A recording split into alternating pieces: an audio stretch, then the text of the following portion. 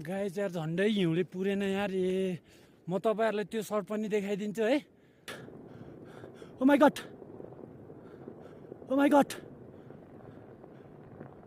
हिउँले झन्डै पुरेन नि गाइज यार मलाई एक मिनट म लेट भएको भएर हो नत्र पुर्थ्यो क्या मलाई डर लाग्यो यार आमा म फर्किन्न होला यार मलाई डर लागिसक्यो मलाई डर लाग्यो म अब जान्न होला ओ माई गड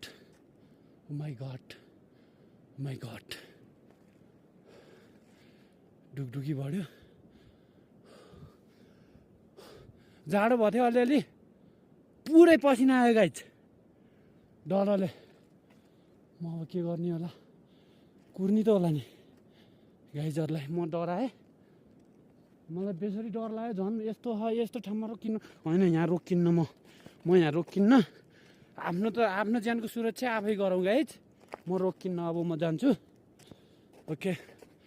इन्ट्रेस्टिङ पार्टमा भेट्नुपर्छ म माथि जान्छु